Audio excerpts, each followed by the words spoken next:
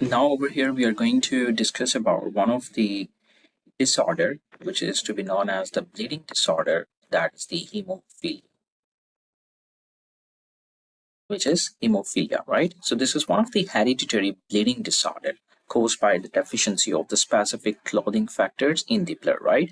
And most of them, right, let's say that we do have the X-linked recessive, right, disorder, which means that it primarily affects the males, while the females are usually asymptomatic carriers, right? Do remember it all. And so the hallmark of the hemophilia is bleeding into the joints. The bleeding into the hallmark of the hemophilia is the bleeding into the joints, which is medically to be known as hemarthrosis, right? And of course, it could be the bleeding could reach up to the muscles, the bleeding could be into the soft tissues, right? And this often occurs spontaneously or after the minor traumas, right? We do have the several types of the hemophilia, right? That is the hemophilia A, B, and the hemophilia C, right? So the deficiency of the factor over here, this creates the hemophilia A, deficiency of the factor 9, the deficiency of the factor 11, all of these ones, they do cause the hemophilia A, B, and the C, right? Okay, and the most common, or the 80% of the cases are of the hemophilia A, okay, and then the 20% of the cases are for the hemophilia B. And this one, because this is autosomal recessive, you see that this AR is autosomal recessive, this XR means the X dependent or X linked recessive, right? So autosomal recessive. So this is very, very rare, right? But the rest of the two ones, this is the 80% of the cases, and these are the 20% of the cases. So got it? So now you have to understand one of the key points. Do remember it out that these are actually dependent on intrinsic pathway factor deficiencies. The hemophilia deficiencies, right, or the hemophilia AB, see, they're mostly dependent upon the intrinsic pathways, right? They are dependent on the intrinsic pathways, right? The deficiency of the intrinsic pathway. So that is why it is causing us to have the prolonged PTT. Okay, you see that again, I have used this, the partial thromboplast in time, right? So you have to get to this one. What is this PTT, right? Now I will explain you. Before I explain you PTT, let's first understand what is this prothrombin. Okay, what is this prothrombin time? So do remember this PT stands for the prothrombin time, right? And what does it measures? It measures the time it takes for a blood, right, to clot via the extrinsic pathway of the coagulation cascade. Means out there, whatever time is being required for a blood to get the formation of the clot, right? That is usually been known as the prothrombin time, right? And this pathway is activated, of course, when the tissue factor from the damaged tissue is exposed to the blood, right? So it means that we can just simply say that the PT start assessing the function of the following clothing factors.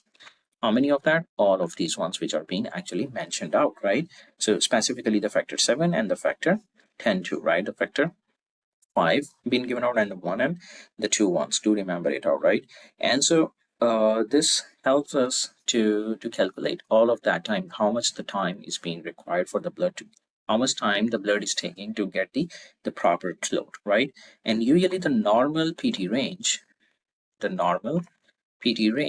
revolves around 11 to 13.5 seconds. Okay, the normal PT range is about 11 to 13.5. It depends upon different labs, but you do remember this specific range for the PT. Okay, and what is this PTT? Now, what is this PTT? This PTT is the partial thromboplast in time, right? And this is measuring the time it takes for the blood to clot via the intrinsic pathways, right? And whatever the time is being required for the blood to get the clot formation, right? And after getting in touch with the collagen or the basement membrane or the activated the platelets, right? And so do remember it out, the approximate time for the PTT, that is for about 25 to 35 seconds. You got it? And so we do usually we do check it out into the laboratories so that we get to know that whether our intrinsic or extrinsic pathway are working well or not, right? Okay, now I have taken out the names of the two specific drugs, right? That is the warfarin therapy and also the heparin therapy. What does all that mean? You also have to understand these two very well, right? The first therapy or the warfarin therapy, very commonly tested, right? To remember it out. First, understand what is all this. This is an oral blood, right? Oral blood thinner, right? And what is the main mechanism of this one? This goes up into the body and blocks the vitamin K. Okay, this blocks the vitamin K. Of course, we have to know that our liver, it needs the vitamin K to produce the four major clotting factors, right? We have just learned about that one. Our liver starts producing, specifically, okay, let me explain that our liver, it needs vitamin K, okay, to produce the special factors, the factor 2, the factor 7, the factor 9, and the factor 10, right? So when warfarin blocks the vitamin K, it means that the liver is producing now fewer of these factors, right? And so the blood is now taking longer to clot. Yes or no? Okay. And so usually now you can just simply ask that, so why do we need to use this warfarin therapy, right? We sometimes do use as doctors this warfarin therapy to prevent the strokes in the patient, right? Specifically the patients of the atrial fibrillation, right? All those who do have the irregular heart rhythms. Or sometimes we do use out to prevent the blood clots into the patients with the artificial heart valves, right? Or sometimes the patients of the DVT, which is the deep vein thrombosis, right?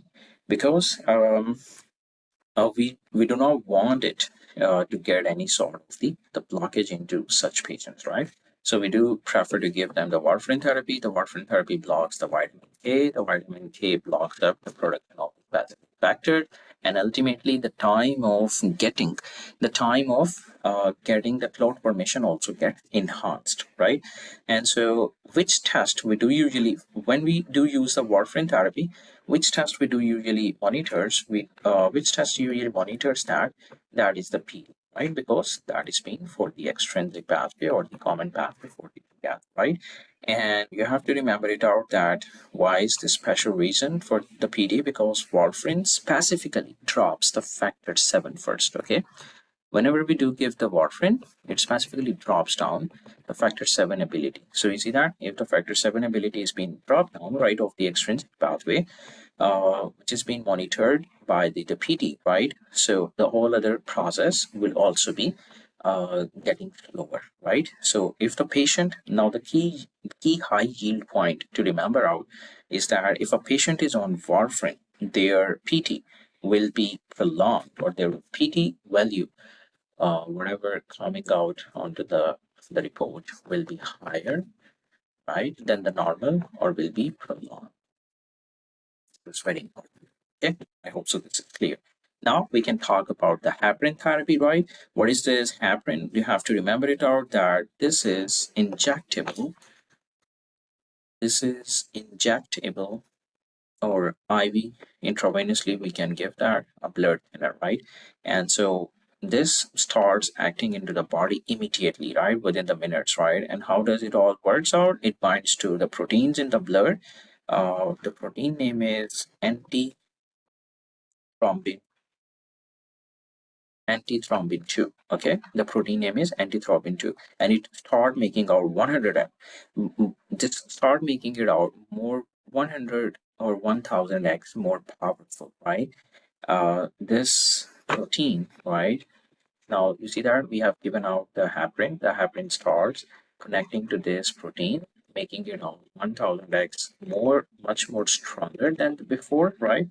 And what is going to happen out? This supercharged protein then starts rapidly inactivate the thrombin factor, right? Or sometimes the both of these ones. You see that the heparin is being given out or being mentioned or onto the both sides. This is the main reason that there will be no fibrin mesh being given out, right? And now your question that we do need to have a stabilized fibrin mesh, then why do we use the heparin in the hospitals, right? So actually we do use it up all that one for handling the acute emergencies like the heart attacks, right? The pulmonary embolism. What is pulmonary embolism? There's a blood clot in the lung, right? So we wanted to resolve out that one and to keep the blood from clotting in during the dialysis process or during the bypass surgery. So heparin helps us out to actually prolong all of that time, right?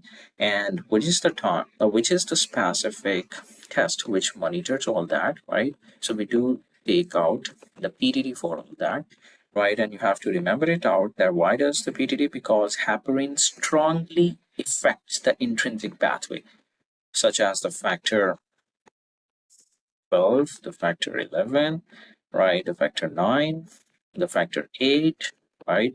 13, right? Sorry, the factor 13, right? And also, this is, sorry, factor 8, right? This is factor 13. And so, the factor 2. And this is somewhat being given out because all these factors are belonging to the intrinsic pathway. So that's why heparin is being carried out to monitor by the PTT, right? So you have to remember it out that if a patient, now, if the patient is on heparin, their PTT will be higher or will be prolonged. If a patient is on warfarin, their PT will be prolonged, okay? And the logic is being given out to you very clear.